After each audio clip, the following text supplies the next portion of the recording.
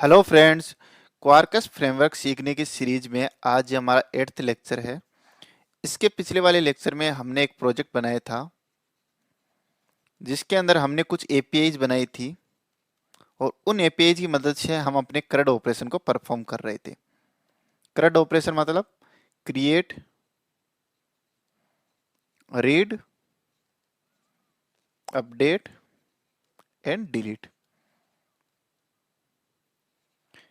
अगर आपने वो वीडियो नहीं देखा है तो आप सबसे पहले 7th वीडियो जाके देख लीजिए और तभी यहाँ से कंटिन्यू कीजिए। तो आज के लेक्चर में हम ये सीखेंगे कि हम क्वार्कस के अंदर स्वेगर यूआई को कैसे इनेबल कर सकते हैं।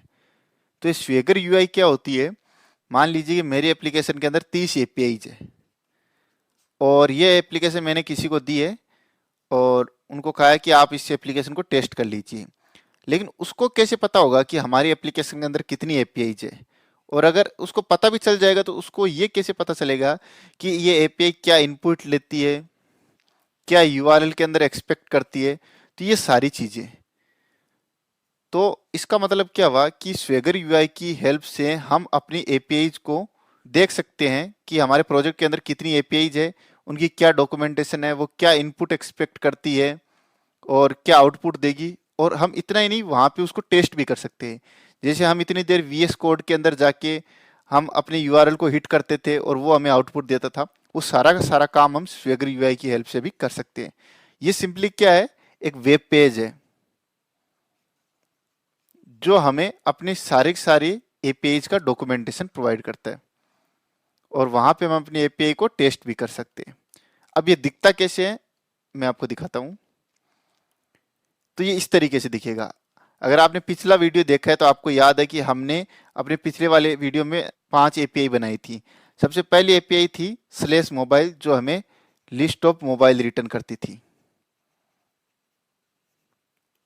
सेकेंड एपीआई थी जिसकी मदद से हम एक नया मोबाइल को ऐड कर पाते थे, add a new mobile in list.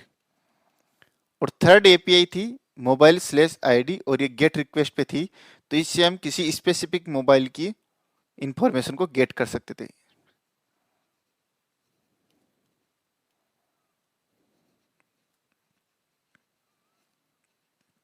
Based on ID. Fourth थी हमारे पास पुट रिक्वेस्ट, जिससे हम किसी भी एग्जिस्टिंग मोबाइल को अपडेट कर सकते थे। और लास्ट थी डिलीट एपीआई, जहां पे हम मोबाइल स्लेश उसकी आईडी पास करेंगे तो हमारे पास मोबाइल डिलीट हो जाएगा। और ये सारी एपीआई को हमने कॉल किया था हमारे वीएस कोड से। लेकिन आज हम क्या करेंगे, सबसे पहले हम सीखेंगे कि कैसे हम अपने प्रोजेक्ट के अंदर स्वेगर यूआई को इनेबल कर सकते हैं और कैसे हम देख सकते हैं अपने एपीआईज की डॉक्यूमेंटेशन। अब अगर मैं किसी को बोल दूं कि हमारे यहाँ पे एक एपीआई है जिसका मेथड है पोस्ट और उसकी हेल्प से हम एक मोबाइल को ऐड कर पाएंगे, लेकिन उसको ये नहीं पता है, जिस भी इंसान को हमने कहा कि हम ऐसा कर पाएंगे, लेकिन उसको ये नहीं पता कि ये इनपुट में क्या लेगी और ये आउटपुट में क्या रिटर्न करेगी। तो चलिए इन्हीं सबको ध्यान में रखते हुए हम अपने लेक्चर को स्टार्ट करते हैं और मैं चलता हूं अपने इंटेलिजे आइडिया पे, जहां पे मैंने अपना पिछला प्रोजेक्ट ओपन कर रखा है।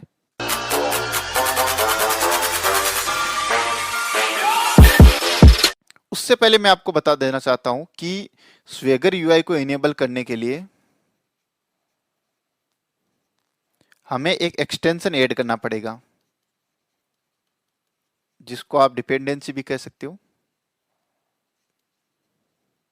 और वो डिपेंडेंसी कौन सी है?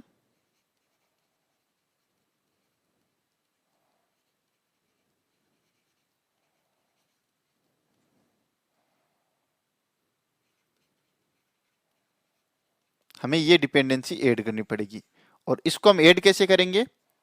हम अपने टर्मिनल पे जाएंगे और वहां पे ये कमांड टाइप करेंगे, mvn quarkus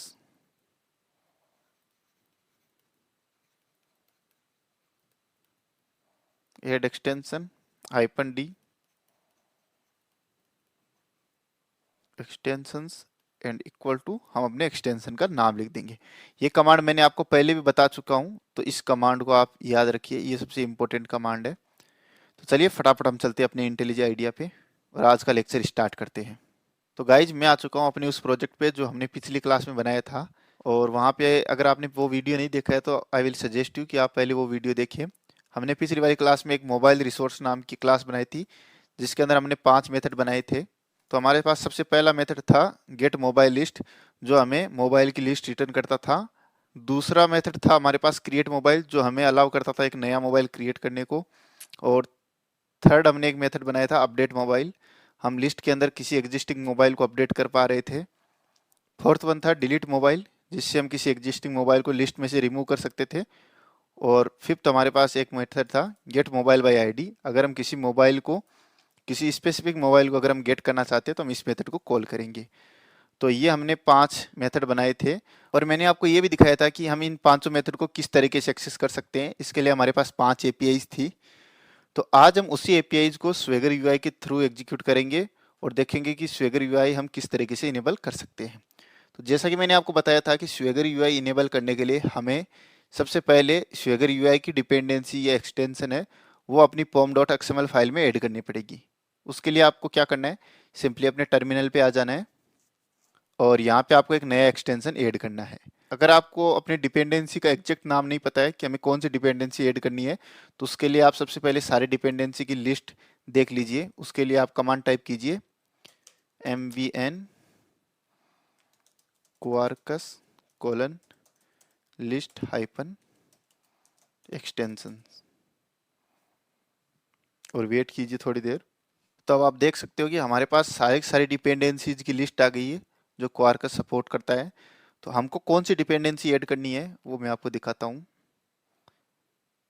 ये वाली dependency Quarkus small R I open API, तो मैं इसको कॉपी कर लेता हूँ।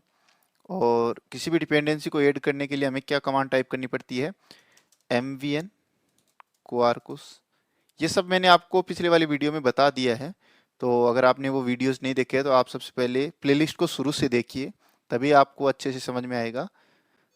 mvn सॉरी ये क्या गया, mvn Quarkus colon add hyphen extension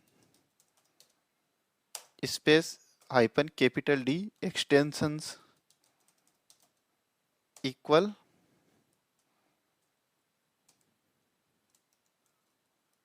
ये डबल इक्वल लग गया है, मैं एक इक्वल को हटा देता हूँ और यहाँ पे आप पेस्ट कर दीजिए, एंटर कर दीजिए। वेट कीजिए थोड़ी देर।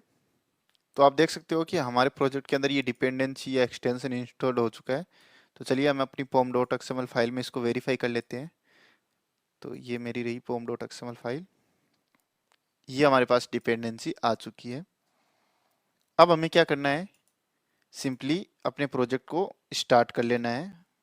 तो अभी मैं थोड़ी देर वेट करता हूँ क्योंकि ये मेरी डिपेंडेंसीज को रिजोल्व कर रहा है। डिपेंडेंसी का मतलब क्या होता है कि जैसे ही हमने ये डिपेंडेंसी लिखी, अब ये कुछ जार फाइल्स को डाउनलोड करेगा इंटरनेट से। तो ये पहली बार में टाइम लेता है। दूसरी बार ये क्या होता है कि जब आपकी जार फाइल्स डाउनलोड हो जाती है और आप दूसरे प्रोजेक्ट में इसी डिपेंडेंसी को यूज में लेते हो, तो ये दोबारा से डाउनलोड नहीं करता है, लेकिन फर्स्ट टाइम ये थोड़ा सा टाइम लेगा। तो हम वेट करते हैं। तो गाइज हमारी डिपेंडेंसीज डाउनलोड हो चुकी है।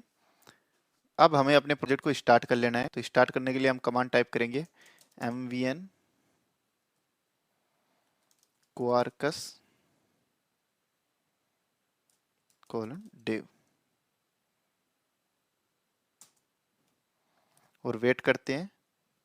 फ्रेंड्स हमारा प्रोजेक्ट रन हो चुका है 8080 पोर्ट पे। तो चलिए हम अपनी क्रोम ब्राउज़र में चलते हैं और अपना स्वेगर यूआई वाला इंटरफेस एक्सेस करते हैं।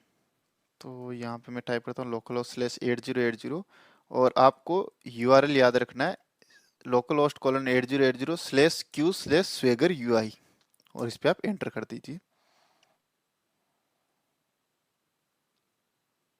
अब आप देखिए आपके सामने कितनी गजब की चीज आ गई है। आप देख सकते हो कि हमारे प्रोजेक्ट के अंदर 5 एपीआई थी, उन 5 एपीआई की लिस्ट हमारे पास आ चुकी है।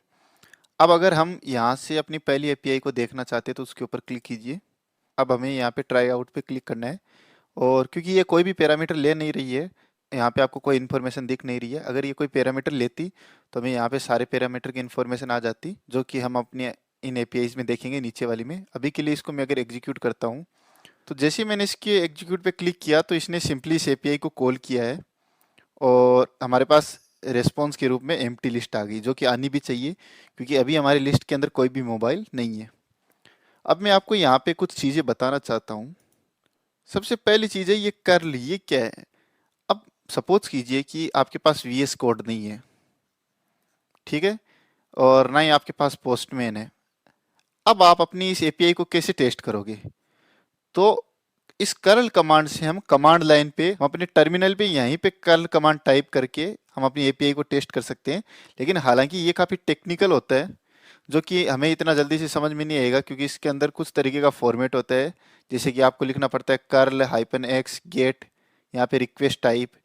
तो बेस्ट है कि आप किसी भी ऐप या वीएस कोड या पोस्टमैन से इसको एक्सेस करें, या फिर आप स्वेगर यूआई से भी एक्सेस कर सकते हो। बस मैं आपको जस्ट बताना चाह रहा था कि ये कर्ल क्या होता है।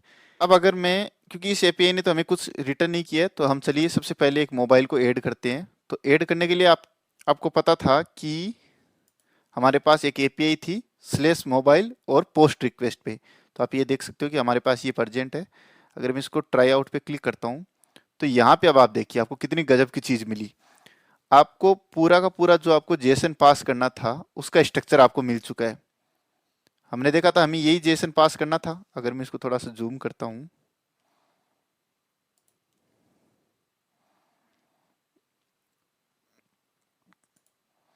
तो हमें क्या क्या पास करना था वहां पे? आईडी, नेम, ब्रांड, रैम और एक्सटर्नल स्टोरेज। तो हम यहीं से डायरेक्ट अपनी एपीआई को टेस्ट कर सकते हैं। तो चलिए हम टेस्ट करते हैं एक नए मोबाइल को ऐड करके।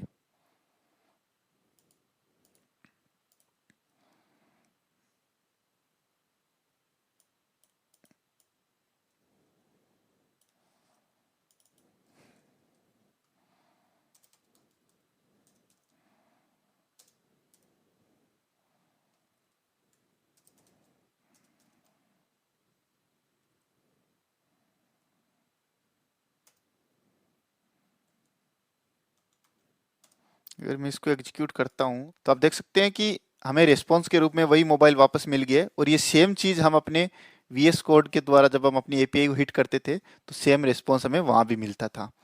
और हमारा स्टेटस कोड भी 200 है। और इसने जो एपीआई हिट किए वो ये एपीआई हिट किए, और इसने जो कमांड यूज किए एपीआई को हिट करने के लिए वो ये कमांड यूज किए। आप यहाँ पे देख सकते हो इसका मेथड है पोस्ट, और इसने सारा का सारा डेटा यहाँ पे पास कर दिया है। तो ये हम कमांड लाइन से अगर हम अपनी एपीआई को कॉल करना चाहते हैं तो हम इस कमांड को यूज कर सकते हैं। अगर आपको ये जानना है कि हम कैसे यूज कर सकते हैं तो आप मुझे कमेंट सेक्शन में बताइए, हम इसके ऊपर भी एक वीडियो बनाएंगे। ठीक है, तो चलिए हम अपनी बाकी दोनों एपीआई को भी देख लेते हैं। अब अगर मैं यहाँ पे नीचे जाऊँ तो ये गेट मोबाइल, ये हमें एक मोबाइल रिटर्न करेगी जब ये मोबाइल के हम आईडी पास करेंगे। तो चलिए हम इसको ट्राई करते हैं। अभी हमारे पास एक ही मोबाइल है, उसकी आईडी 1 है। अगर मैं इसको एग्जीक्यूट करता हूँ तो आप देखिए हमें वो मोबाइल आउटपुट में मिल चुका है। और इसी तरीके से हमारे पास ये पुट रिक्वेस्ट थी जहाँ पे हम अपने मोबाइल को अपडेट कर सकते थे। तो यहाँ पे आप देख सकते हो कि इसमें रिक्वायर्ड क्या था, आईडी, क्योंकि हम बिना आईडी के किसी मोबाइल को अपडेट नहीं कर सकते थे। और यहाँ पे हम अपनी सारी इन्फॉर्मेशन पास कर सकते हैं। तो इसी तरीके से हमारे पास एक डिलीट वाली एपीआई थी। अगर मैं इसको ट्राई करता हूँ और अगर मैं यहाँ पे 1 पास करता हूँ तो इसने हमारा मोबाइल डिलीट कर दिया और इसने एम्प्टी लिस्ट रिटर्न कर दी। एम्प्टी लिस्ट रिटर्न क्यों की? क्योंकि अब हमारे पास लिस्ट के अंदर कोई डेटा रहा ही नहीं है। तो ये एक बेस्ट तरीका होता है स्वेगर यूआई, एक बेस्ट इंटरफेस है जहाँ पे हम अपनी सारी की सारी एपीआई को विजुअली देख सकते हैं कि हमारे प्रोजेक्ट के अंदर कितनी एपीआई है। अगर कोई एपीआई है तो वो क्या रेस्पॉन्स के रूप में रिटर्न करेगी, क्या वो इनपुट लेगी। तो ये सारी चीज़ें हम देख सकते हैं। और यहाँ पे आप एक चीज़ देखिए, हमारे पास एक ही एंटिटी थी मोबाइल नाम की, वो भी हमारे पास यहाँ पे दिख जाती है। तो अब आपको पता चल गया होगा कि स्वेगर यूआई क्या है। ओहो, ये क्या हो गया यहाँ पे। तो अब मैं समझता हूँ कि आपको स्वेगर यूआई का थोड़ा बहुत आइडिया लग गया होगा और आप इसको ट्राई कीजिए। क्योंकि अगर मान लीजिए कि आपको एक नया प्रोजेक्ट दे दे और आपको कोई बोले कि ठीक है इसकी एपीआई को टेस्ट करो, तो आपको पता ही नहीं होगा उसके अंदर कितनी एपीआई है। तो आप सबसे पहले इस एक्सटेंशन को ऐड कीजिए और यहाँ पे आप सारी एपीआई को देख सकते हो, इसकी सारी डॉक्यूमेंटेशन को देख सकते हो। आप जो भी चीज़ एपीआई के बारे में जानना चाहते हो वो यहाँ से आपको पता चल जाएगी, क्या इनपुट ले रही है, क्या आउटपुट दे रही है। तो अब मैं आपको कुछ चीज़ें और बताना चाह रहा हूँ। अभी के लिए जो बाय डिफ़ॉल्ट पाथ है जिसके ऊपर हम स्वेगर यूआई को एक्सेस कर सकते हैं वो है /q/swagger UI। तो मान लीजिए कि अगर आप यहाँ पे एबीसी पाथ पे इसको ओपन करना चाहते हो तो ये हम कैसे कर सकते हैं। इसके लिए आपको क्या करना होगा, अपनी एप्लीकेशन डॉट प्रॉपर्टीज फाइल है, मैं यहीं पे आपको बता देता हूँ। आप अपनी एप्लीकेशन डॉट प्रॉपर्टीज फाइल में जाइए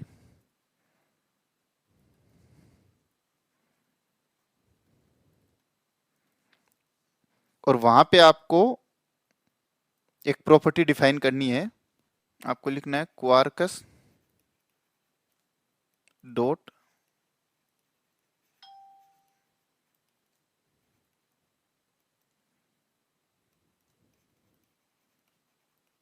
और यहाँ पे आप जो भी पाथ लिखोगे वो आप यहाँ से एक्सेस कर पाओगे। यहाँ पे आपको /q लिखना पड़ेगा, ये मैंडेटरी है। उसके बाद का पाथ आप चेंज कर सकते हो। तो अगर यहाँ पे आप लिखते हो एबीसी तो अब ये एबीसी पाथ पे एक्सेस होगा। ये तो हुई एक बात। और एक और इम्पोर्टेंट पॉइंट है, मान लीजिए कि आपका ये प्रोजेक्ट रेडी हो चुका है, अब आप इसको डिप्लॉय करना चाहते हो। उस वक्त क्या आप अपने प्रोजेक्ट के अंदर स्वेगर यूआई को इनेबल करना चाहते हो और या फिर नहीं करना चाहते हो, क्योंकि आपने डिपेंडेंसी तो ऐड कर दी है तो स्वेगर यूआई बाय डिफॉल्ट तो इनेबल हो चुका है। तो मान लीजिए कि आप प्रोडक्शन वाले एनवायरनमेंट के अंदर इस प्रोजेक्ट में से स्वेगर यूआई को डिसेबल करना चाहते हो, तो उसके लिए हमारे पास एक प्रॉपर्टी है। आपको same application dot properties file में जाने हैं और वहां पे एक प्रॉपर्टी लिखनी है Quarkus dot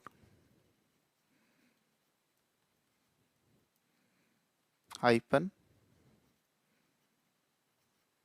always hyphen include is equal to true और फॉल्स। अगर आप ट्रू करते हो तो आप इसे अपने प्रोजेक्ट को डिप्लॉय करने के बाद एक्सेस कर पाओगे, और अगर आप फॉल्स कर दोगे तो आपको ये बाय डिफॉल्ट एक्सेस नहीं होगा स्वेगर यूआई का पाथ। तो क्योंकि ये हम सिक्योरिटी के हिसाब से चाहते कोई भी हमारा यूजर डायरेक्टली स्वेगर यूआई को एक्सेस करके किसी भी एपीआई के साथ कुछ छेड़खानी ना कर दे, तो ये आपके प्रोजेक्ट की रिक्वायरमेंट पे होती है। तो अब मैं मानता हूँ कि आपको ओवरऑल आइडिया लग गया होगा स्वेगर यूआई क्या है। स्वेगर यूआई एक वेब पेज है जहाँ पे आप अपनी सारी सारी एपीआई को विजुअली देख सकते हो, उनको टेस्ट भी कर सकते हो और उनकी सारी सारी डॉक्यूमेंटेशन को भी देख सकते हो। तो अब मैं ये मानता हूँ कि आपको आइडिया लग गया होगा। चलिए इस वीडियो को यहीं पे ख़त्म करते हैं और मिलते हैं अपने नेक्स्ट वीडियो में जहाँ पे हम कुछ और एक्साइटिंग थिंग्स करेंगे। तो अभी के लिए बाय, टेक केयर, और इस चैनल को सब्सक्राइब कीजिए,